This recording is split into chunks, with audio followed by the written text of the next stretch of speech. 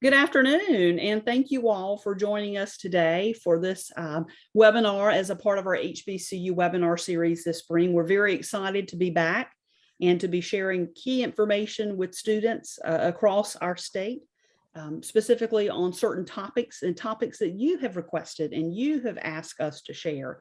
So today we're going to be talking detailed information about applying to graduate school and how the information that we will be sharing with you through our panelists will make you, again, put your best foot forward when it's time for you to apply to graduate school. Whether you're in the stages right now of just considering grad school, whether you are in the application process, we want to make sure that you're best prepared. So we hope that we can accomplish that today with the information that we share. I will go ahead and provide with you some information about who we are. My colleague, Tamika Ruffin, is a CFNC regional representative in the Charlotte area. Tamika, if you'd like to say hello. Hello, everyone. Thank you for joining us today. And I am Amy Denton, the regional representative for Northeastern North Carolina, specifically what we classify our areas by our telephone area code regions, and that's the 252. We have 4 great panelists with us today, and I'd like to introduce just briefly those with us, and they will share information about their journeys to their current roles and their journeys through graduate school. So Dr. Kendrick is an Assistant Dean for Graduate Student Development at Duke University. Dr. Joy Smith is the Dean of the School of Education and Business and the Director of Grad Ed there at Elizabeth City State. Her colleague, Brian Wayne, is the Graduate Programs Recruiter at Elizabeth City State, and Matt McCullough, who is the Assistant Dean of Academic Services there at North Carolina A&T. So I'd like for each of you, if you are okay at this point, Dr. Kendrick, we'll start with you to share a little bit about your journey to how you have come to your spot, and then we'll proceed with some other questions. Thank you so very much, Amy, and good afternoon to everyone. Just let me take a point of privilege to say to Patty Harris, Amy Denton, and our colleague Tamika, we appreciate the invitation and the opportunity to share with you the knowledge, as I tell students, not what I think I know, but what I've been doing for the majority of my career. So it's a delight to be here today. So as Amy mentioned, I am Alan Kendrick, Assistant Dean for Graduate Student Development in the graduate school at Duke University. So what does that mean, really? Well, one of my responsibilities is that I'm the chief recruiter for our research master's and PhD programs. So those of you who are looking for graduate degrees, the Master of Arts, the Master of Science, the Doctor of Philosophy degree, I'm certainly able to speak your language, if you will, today. I am a trained political scientist, believe it or not. In undergraduate, I won't give away all of my age, but I graduated college in the early 90s. And a little bit like today, the environment was, or the economy was very shaky. So as a trained political scientist, someone who had studied nation states and wasn't necessarily looking for a career in politics, but knew that at some point I wanted to return to school, wound up taking a job in finance. So I worked, you will remember them, well, maybe you won't because you're so young. Our audience is so young, they may not remember Wachovia Bank of Georgia. And so I worked with, I think Wachovia now has been subsumed by the bigger Wells Fargo. But that I just share with you to simply say that, in times of uncertainty, remember that you are, as college educated men and women, you have skills that are transferable so that you can use those skills when you finish college. You may wind up in a place where you never thought. I moved from banking into the credit reporting agency. And interestingly enough, I actually taught classes based on the politics of credit. Fast forward, I went to graduate school. and at the University of Virginia, completed my master's and PhD, and wound up in the North Carolina area teaching at an historically Black college known as St. Augustine's, then college, now university. Advanced forward, I was made chair of a small department, history and political science, and decided that I liked administrative and was going to rebrand myself. And after doing this kind of marketing tour of my resume, wound up at the University of North Carolina at Chapel Hill as the director of diversity, recruitment, and retention in their graduate school. And from there, I joined Duke May 1st, 2009, and have been here ever since. So that's just to give you a quick overview of my career. And just to say, look, you know, this guy who has a PhD in government, if you will, someone who studies Black electoral behavior in the African diaspora, winds up in a Research One institution, recruiting young men and women like you. So I want to make sure that you understand that the possibilities are endless, and just, I don't want you to ever see yourselves inside of a box. Always think broadly and look broadly. And I will stop there because I know that Amy wants others to introduce themselves, and she also has other questions for us that I will be happy to answer at that time. So thank you, Amy. Thank you, Dr. Kendrick, very much. Dr. Smith, would you like to share a little bit about your journey? I would indeed. I am probably the best example on the call, at least, of what it means to be a lifelong learner. I started out intending to be a banker, got my undergraduate degree in policy studies. A little bit different there, but I really enjoyed the idea of learning how to think rather than what to think. And so went from there on to law school, graduated law school, passed the bar, practiced law for a little while, and someone asked me to do them a favor and teach a business law class. And I said, okay, I can do that. My students then asked me, well, where's your MBA? We see the law degree, we get the law part, where's the business part? So I went back and got an MBA. And I thought that would be helpful. And one of my professors, in fact, my capstone professor in my MBA program said, well, you like this teaching thing, why don't you think about a PhD? Well, the first words out of my mouth were, well, that's for smart people, because I'd never considered myself as somebody who might teach at the college level. I thought I was just pure business all the way. And so I looked into it and indeed got into a PhD program, did my MPhil and my PhD in organizational behavior, which kind of came full circle because that had been the topic of my final project in my capstone course for college, and started teaching. Loved teaching, absolutely loved teaching. And liked the variety of the classes that I was teaching. In the process, I also got into some more administrative work and realized that it would be really helpful for me to have a stronger basis in project management. Plus, we were a little bit light in the bench in the department, and I was department chair at the time. So if I needed to be able to step in and cover a class, that would be really helpful. So after the PhD, went back a couple years ago and got a master's in project management from Western Carolina. So in that particular case, it was the lure of the ability to do it online and still have a good, historically good program. So I've had a very diverse set of degrees. I think we counted 5 graduate degrees for those who are playing the bingo game at home. And really a thirst of lifelong learning. And I don't think I'm done yet. I still have another degree or 2 in me. And I'm looking forward to exploring those options. I'm delighted to be here today. And so thank you for inviting me. You're welcome. Thank you, Dr. Smith. That's very impressive. And your colleague, Brian, who is with you today, he is your graduate program's recruiter. So I understand that he is currently in Baltimore and is going for an event tomorrow So Brian, if you have anything you'd like to share about your journey to where you are and what you do as a graduate programs recruiter, please feel welcome to.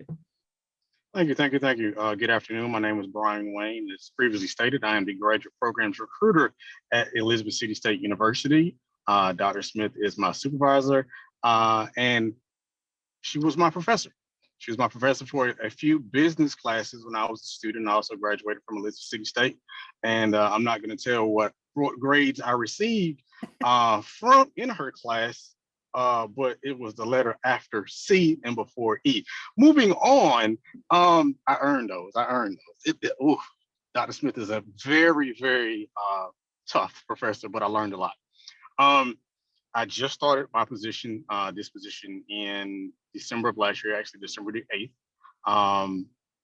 After graduating with my bachelor's in aviation science from Elizabeth City, I did 6 years in law enforcement, 8 years total in the military, graduated in January of 2021 with my master's in information technology from Grantham University. And about what I do, I help people get into our graduate program, and our goal is to expand it. And that's one of the reasons why I'm here in Baltimore now. We have a career fair tomorrow, and I just want to get the word out and expose ourselves and the university to all types of students. And I'm glad to be here. Thank you, Brian, very much. And I will ask you a little bit later about your grad programs, if you'd like to share some of that. But before we do that, Matt, we have one other guest speaker today. I'd like for you to share a little bit about your journey, Matt. Thank you so much. My name is Matt McCullough, as stated on the slide. I'm actually in the graduate college at North Carolina A&T, responsible for, in addition to academic services, but also graduate enrollment. And in a similar vein to Dr. Kendrick, I'm also interested in really providing opportunities and speaking with you about graduate college and graduate training and all the opportunities that it affords you. I'm actually a proud Aggie alum. So I attended North Carolina A&T for my bachelor's degree, where I was an industrial engineer. I then went into, and so I guess you could think of my journey as heavily academic. I then went straight into a PhD program at the University of Iowa, where I switched to biomedical engineering. I stayed in that track and did a postdoctoral fellowship at Mayo Clinic in Rochester, Minnesota. I like to joke and say that I was trying to find the coldest parts of the United States, just to say that I did it. But I did. It lasted about 4 winters there, and then came back to A&T to join the faculty in 2010, and been here ever since, and actually stepped into this administration role about 7 months ago. So really excited. I think for me, as we'll get into, just the opportunity to think deeply and again, experience that love of learning on a deeper level was really what got me into graduate school. So I'm excited to be here to share with you all. Great. Thank you all. At this point in time, I'm going to stop sharing our screen so we can come back to a full panel here and see each other to have some dialogue and questions. My colleague, Tamika Ruffin, that's on the call today from CFNC, she too has some grad experience. If Tamika, you'd like to share anything? Sure, I would like to share. I'm gonna allow our experts, of course, to just, of course, give their journey. One of the reasons why I hope that you guys pay attention to this information is that when I was a student, especially an undergraduate student, I did not understand the timeline of when I'm supposed to do stuff. In high school, you get grilled about, you need to do your applications this time, you need to do this at this time. Well, when you are enrolled in college, there's not that drilling of, it's time to start working on your grad school applications. It's time to start looking for money for grad school. So I think for me, I had to, when I graduated, I took a semester off because I wasn't ready. I wanted to go to graduate school, but I didn't understand the full process of all the things that needed to be done in order to start in a way that I felt comfortable. So I did take 6 months off, and I'm saying that to students who feel that pressure, right? That you are a senior, it's your last year, or if you are a working adult and you are just like, well, I want to go at this time of the year, but I'm not sure where to go. It's okay to take some time to research, right? To make sure that you are clear on the grad school you want to go to, the program you want to go into, can I afford it? And, what are the possibilities there? So I wanted to share that part of my journey. I did kind of decide to go into the administration of education. So I knew kind of what area I wanted to be in, but I wanted to be sure of the type of school. So I'm very grateful for the panels that are here today to kind of help dispel some of that confusion I know I had. Even being on top of things like I thought I was, I was not when it came to the graduate school process. So I definitely hope that we're definitely going to kind of dig into that a little bit more to help everybody understand the timeline of how all of this works together. So, and that's a great point, Tamika, and I'm glad you mentioned that. And that's one reason I did want you to share a little bit about yours, because I knew that about your background. And for the rest of you, do you see a lot of students coming to your grad programs having that time off, or do you see most of them coming directly from their bachelor's degree or coming from another master's degree? What do you think? I'll start. What I'm seeing now is that a lot of employers are pretty much requiring additional education.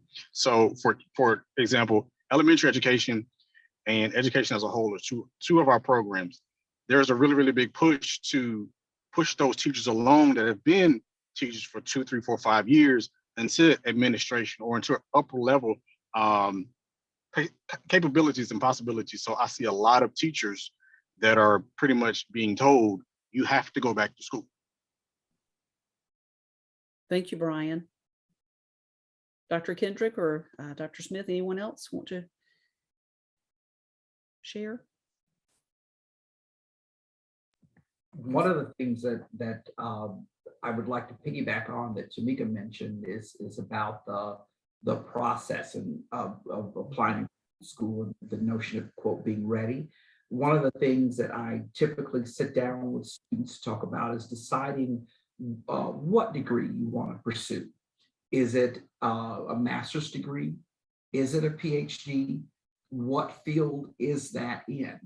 And I'm so excited for the students, because the information and the wealth of degrees that each of the schools is bringing is so much, out there. There's so many ways and so many directions that you can go. And I think it can be overwhelming, first of all. So it's, it's making sure that you are investigating these institutions as well, making sure that they are offering something that you are interested in. So I think that's very important. What about, do you get the question quite often of what makes your program more unique than any other in the state? From time to time, I do get that. And one of the things that I will say, Amy, is that you will sometimes find duplications of degrees in many instances. So what's the difference between the English PhD at Duke University as opposed to the English PhD at North Carolina A&T? And it comes down to two things. Well, it comes down to a lot of things, I think. But one of the things I tell students is, let's look at fit in terms of, the faculty that are going to be instructing you. It may be that Duke does not have someone who specifically does the intersection between Chinese and African American literature. However, that person may be on faculty at, and I just use my colleague at A&T just because he's the closest, to say, look, that significant interest that you have may be in the fact that, the faculty that you want to work with, look at your specific interest and then look at the faculty at the particular schools.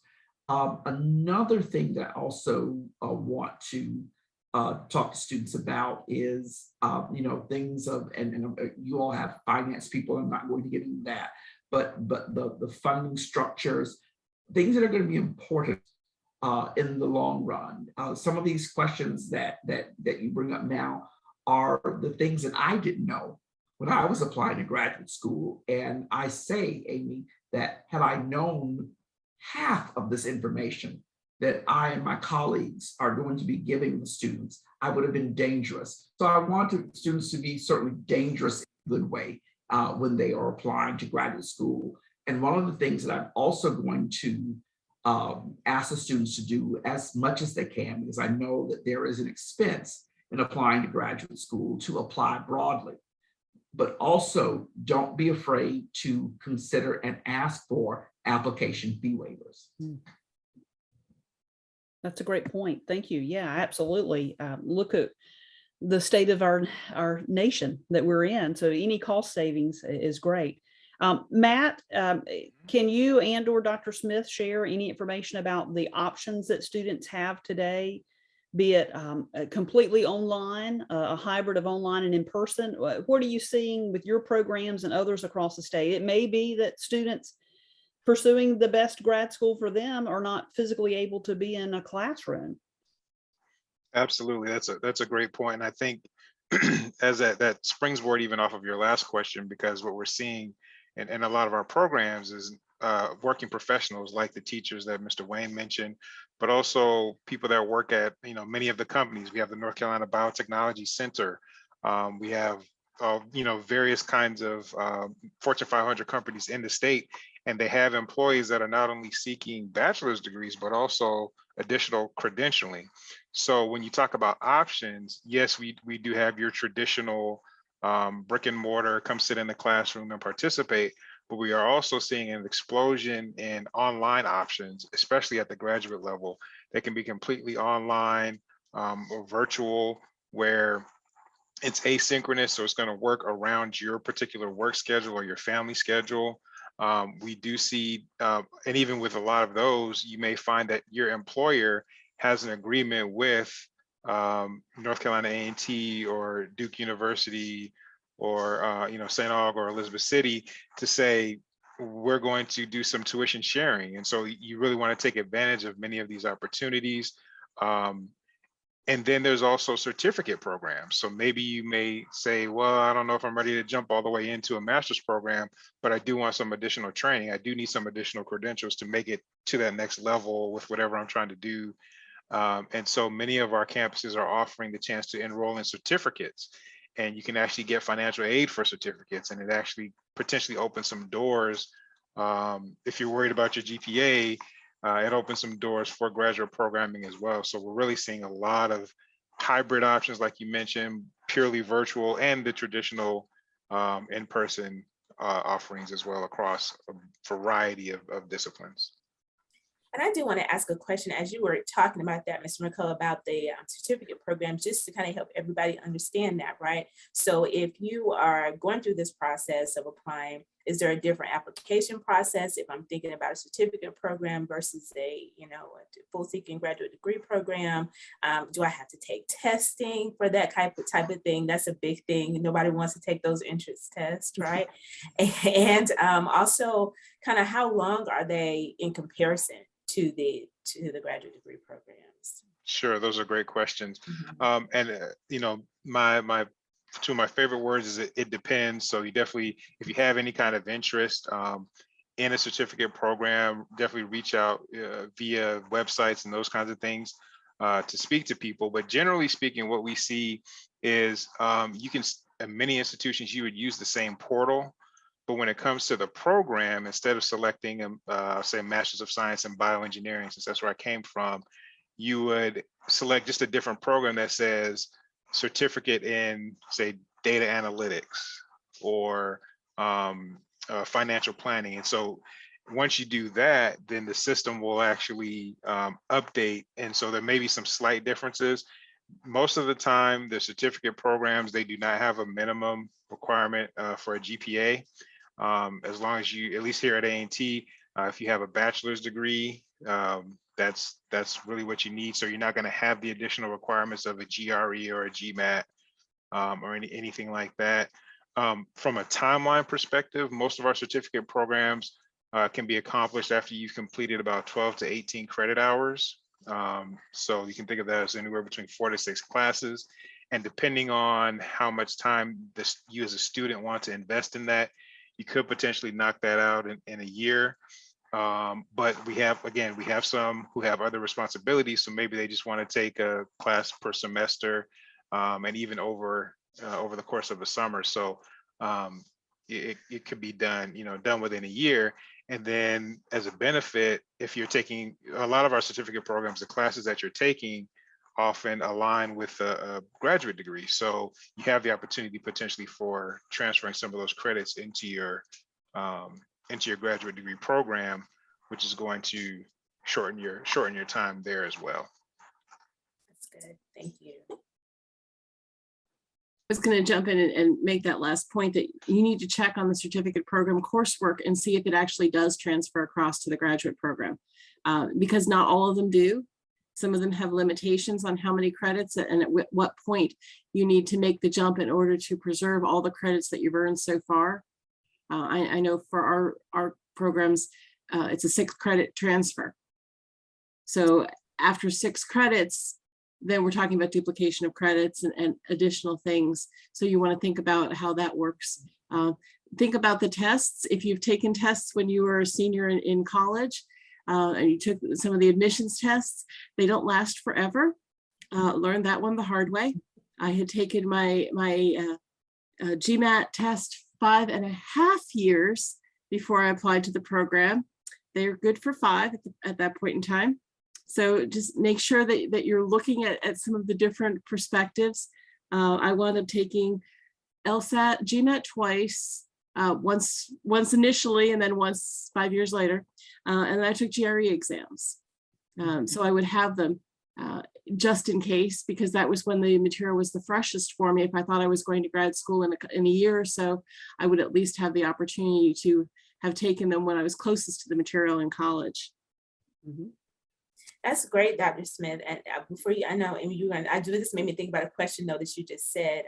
While you were talking about those tests, I do want us to be clear too, because that was an eye opener to me during this process. Was what is the difference, right? Which one am I supposed to take? What's the GMAT for? What's the GRE for? What's the LSAT for? What are those? Which tests would you take for whatever programs they're thinking about going into? That's what I was going to ask Tamika. Oh, you're reading my mind there. Well, the LSAT is the law school test. The GMAT is business school. For the most part, some business schools don't require it anymore. GRE is pretty much anything else except for MCAT, which would be medical school. Now, if you're in a pre-med track, I'm sure you've heard plenty about the MCAT from your professors. I'd be shocked if you hadn't. But the GRE is more of the subject matter test. I think I took one of my GREs. I remember taking sociology. I think I took an economics GRE way back in the day. And so I was thinking about what might be useful or might be another way of proving that I'd learned what I'd learned in college. And that might be something that I could use for admissions and graduate school down the road. I would say your best bet would be if you're thinking about going into a graduate program, look and see what tests are being required, if they have suggestions. Because let's say if I took a GRE in math and history, and they really wanted me to have a GRE in French, that wasn't going to help me so much. So see what it is that is most dispositive of your learning in college, and see what the tests are they're actually looking for. Do you find students asking you, is this a common question about the demographics of your current grad student body to compare how they would fit in, or do they meet the standard? What's your acceptance rate, or how many students can you take into these grad programs? That's a question sometimes that I get from students that are on a college level of, I don't even know if I could make it. I don't know which school I should apply for. Will they take me? Is that something that you see quite often? And the questions that you're asking about your current student body in grad school, do they want to compare to see how they equate to them? And anyone can chime in. I'll jump in here, and that's when I think it is important to have a relationship with the student, because you bring up a good point, Amy. If a student comes to me and says, I am interested in graduate school, and I'm interested in tissue engineering, and I've done this. And so we have a conversation. Let's talk about the kinds of courses that you have taken, because the question is, where should I apply? do you think I'm strong enough?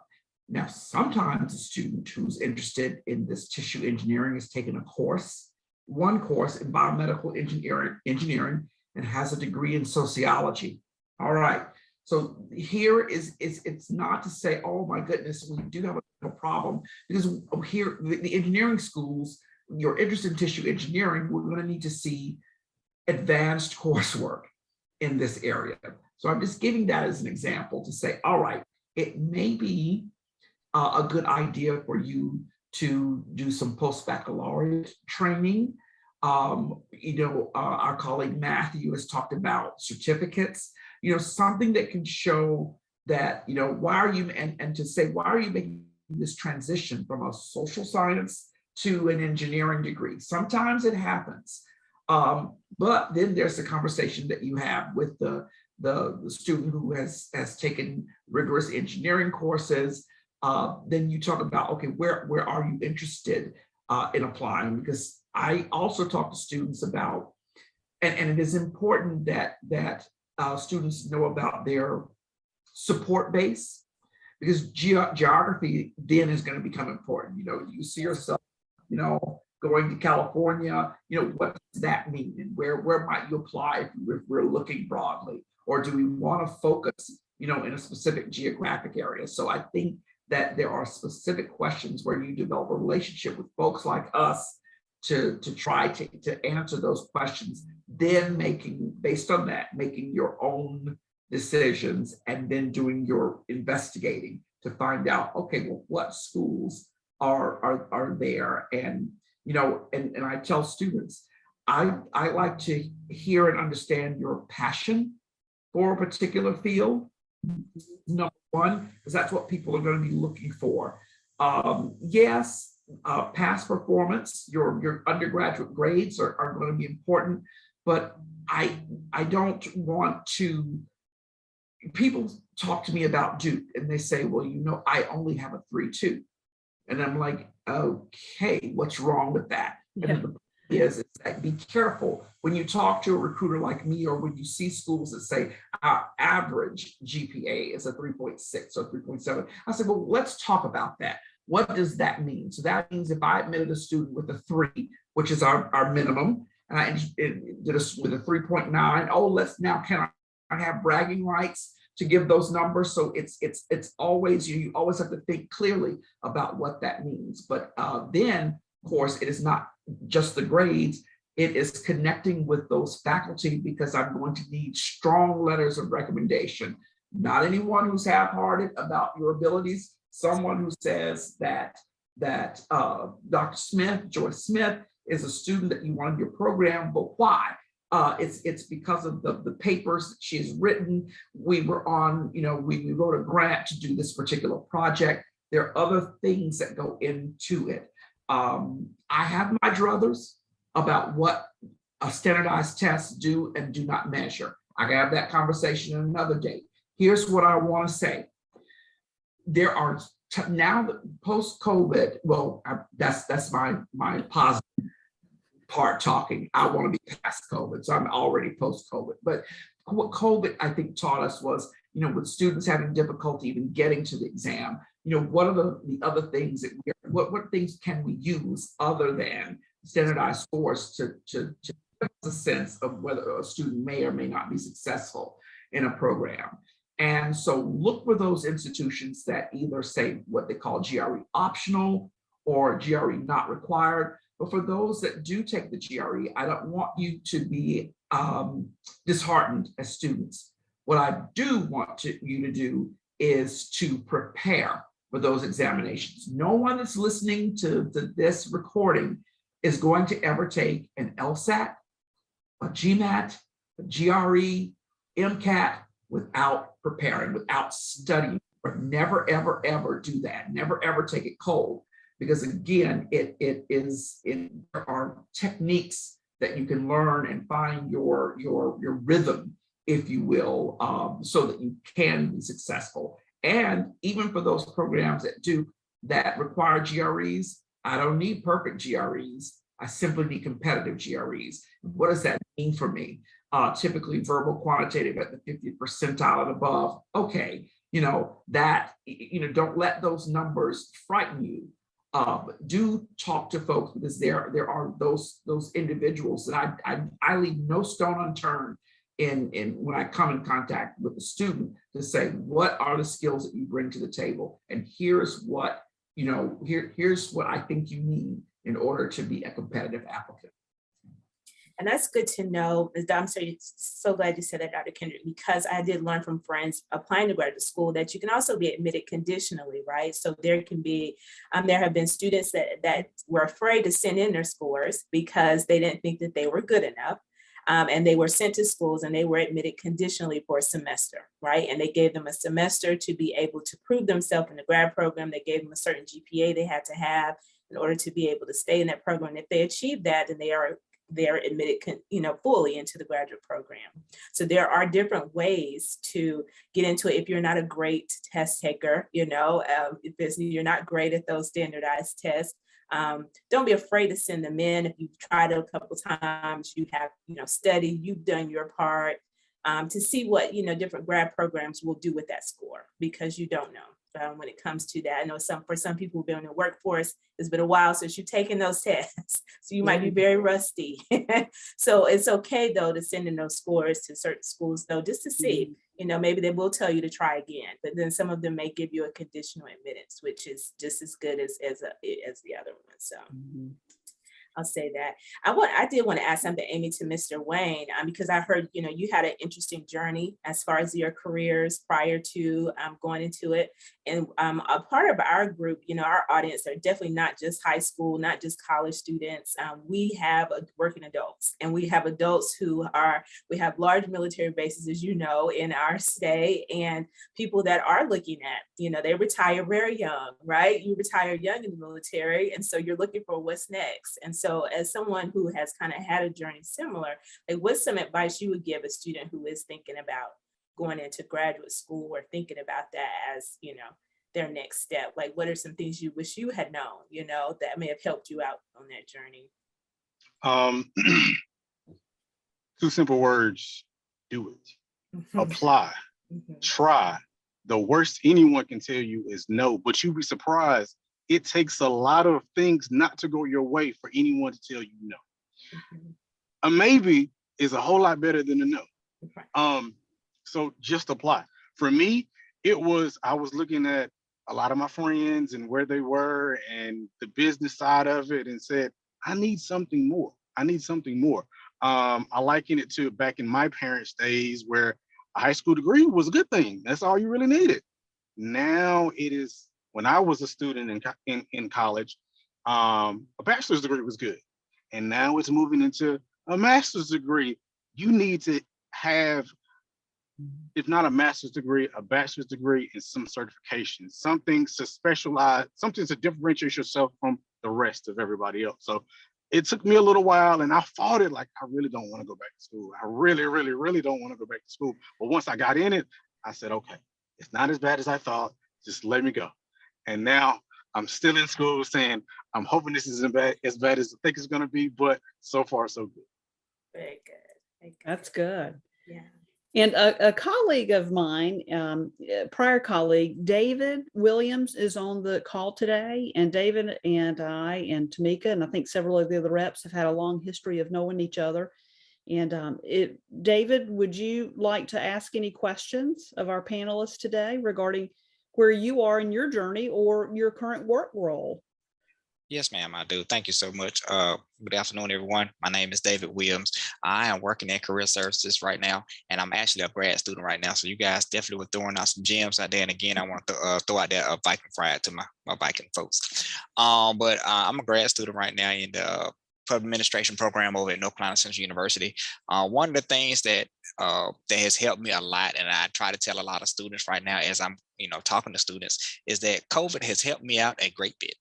And so that CARES Act money, it has came in handy. I will say that. So one of the things that I want to try to, get more information about is I get a lot of students that might ask about how to find scholarships, or because, I worked in admissions for 7 years before coming over to career services. And so a lot of times I know they cater a lot to the undergraduates. And so, when it comes down to the master's degrees, where can they start looking for things that can kind of help them? Because, myself, I'm paying out of pocket right now, and, it's working. And then, like I said, the COVID money is really helping out a lot. And so, what are some things that students, like myself, because I'm an older student too as well. I graduated 20 years ago, and so I'm trying to graduate in next year myself. So what are some things that master students can look for as far as scholarship wise?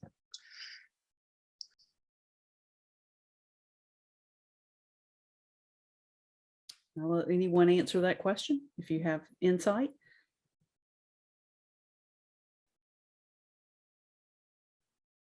One of the places that I usually go is to a grants librarian.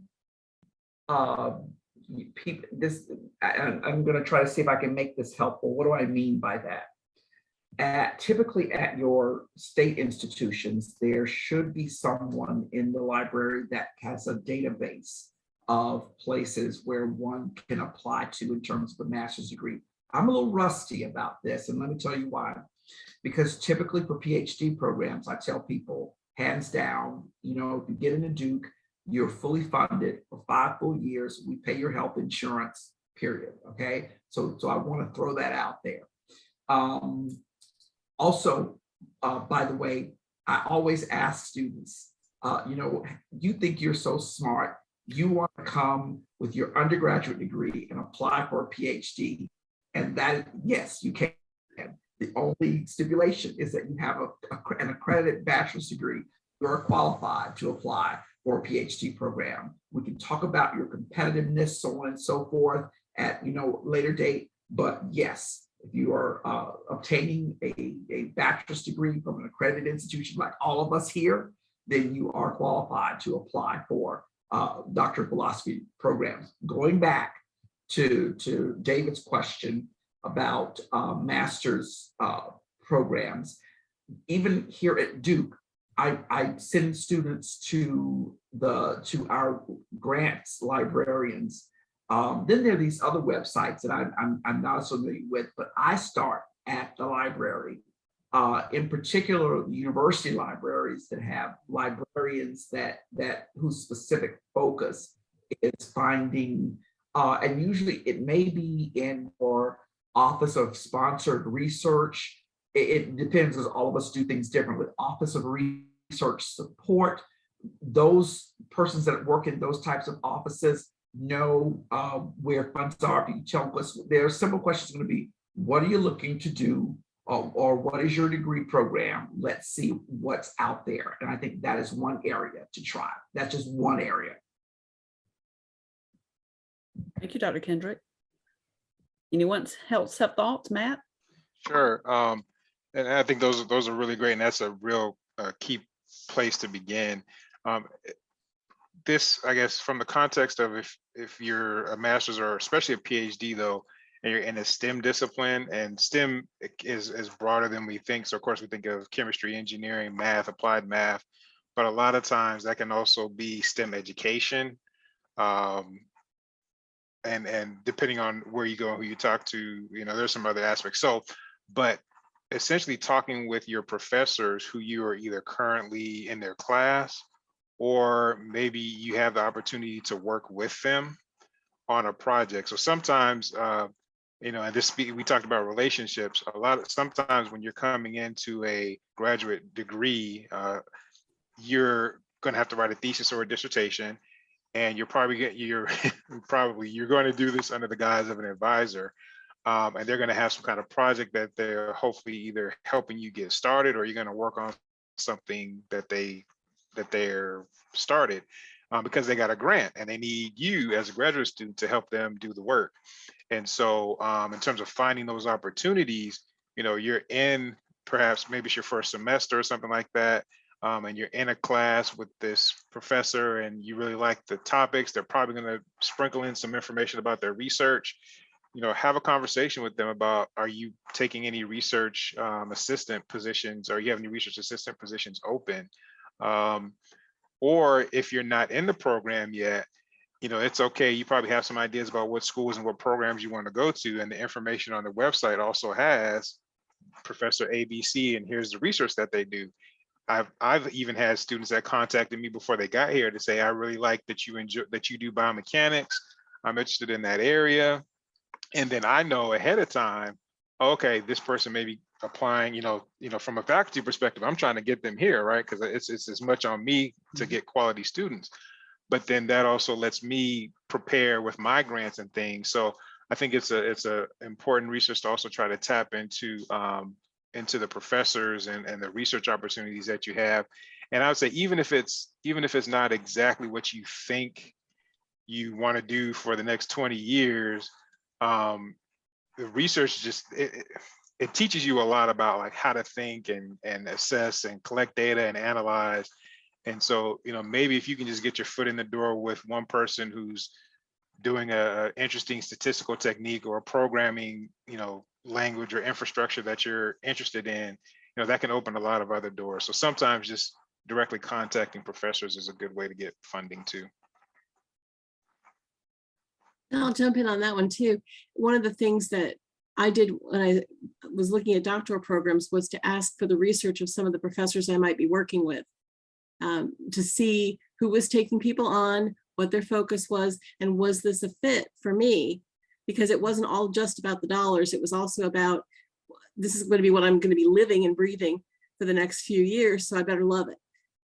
So I'd say looking at that research is an important piece of determining how you're going to do that. And as you're talking to these professors also, they may have grants that they're applying for.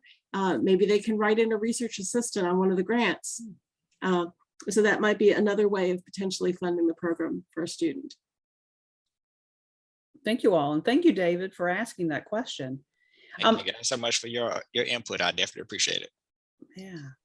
We're coming to an end of our hour today. I will ask the most probably common question that we sometimes get, and it's a very basic question. It's, when should I apply? When do you open your applications for grad school? Is it back to those two words, Matt? It depends. So depending upon the program, of course, but when is the typical time that you see students applying to grad school, and how much time will it take for that student to best prepare for that application to your programs?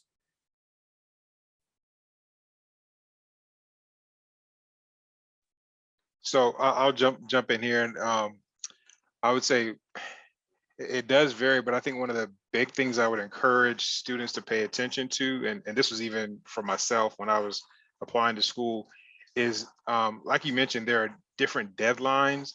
And if you want to really be sure that you're considered for funding, that's oftentimes a much earlier deadline than kind of what's a general deadline. So A&T, for example, in graduate school, for fall 2022 enrollment, if you wanted to be considered for funding, the deadline was January 15th. But generally speaking, if you want to, for example, we say sometime in January, but if you weren't interested in funding and you just wanted a general application, we're actually talking about like a July 1st. So for me, the funding was important. So I would just say, maybe look at that.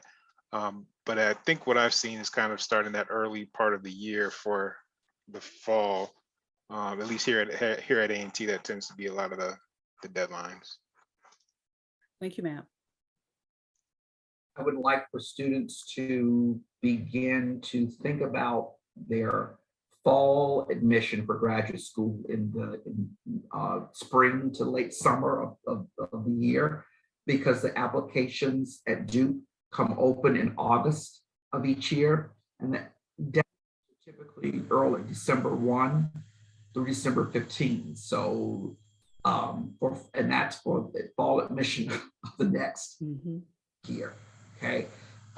We do have some spring admission, not a whole lot, but some, and those deadlines are earlier in October. So, and you gotta think about it, because what you want to do is you gotta now back it up. You gotta figure out, okay, applications are coming open. Now I've got to do my part, but I also have to ask these other people for recommendations. And you won't do what I did.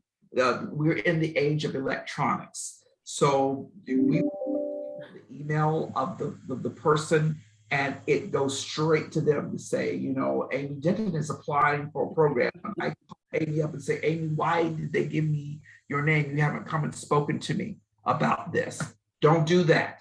So you want to make sure that you had your meeting and your coffee with your faculty members who are going to be writing you these strong letters of recommendation. So again, backing it up so that you have this in place by these early December deadlines. Also, you gotta take the standardized tests if they are required in time so that your scores can be reported by the Educational Testing Service in time. So on and so forth. Then, if you're like me, I always say, you know, I know you young people are ballers and shot callers, but if you're like me, you have to get your finances together as well. And I can't do that in a matter of 4 or 5 days. It takes me, it's planning. So you got to think about that. And again, as we come, you know, as I know time is ticking down, I'll stop, but don't forget to ask for application fee waivers. You've been told no before, don't get ugly, but some people, you never know what you might. The other thing that I would add is, particularly when you're looking at professional programs, there's often a perception that I can apply at the last minute and get in. It takes time. Even when we're on speed, hyperdrive, working at warp speed, it still takes time to get into the programs, and you don't want to apply to the program and get accepted the last day of registration or the last day of late registration after courses have started.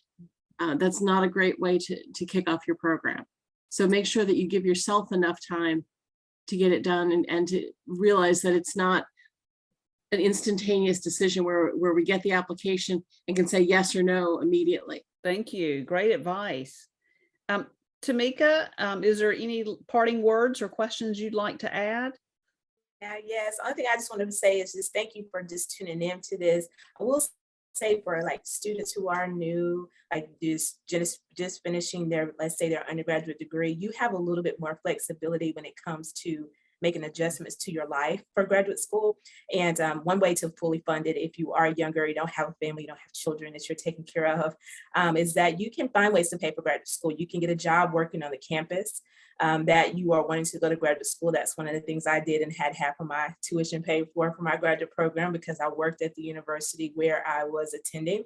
And the other thing that's important is that you can also be a residence hall director. So I lived for free. I got free housing and free food, right? I didn't have any responsibilities. I'm just coming out of college. I didn't have that responsibility of that. So I could live on that campus for free and get food, and they gave me health care, right? Because I was an employee there. So there are ways that if you are younger and you don't have those responsibilities, there's some alternative ways, right? To think about how can I adjust my life a little bit to finish or get through this graduate program without having to pay for it. And I absolutely was able to do it without paying anything out of pocket, just from working at the school and taking advantage of different opportunities where they would pay for school for me. So think about those opportunities too. But thank you guys so much though for tuning in, and just all of our wonderful panelists.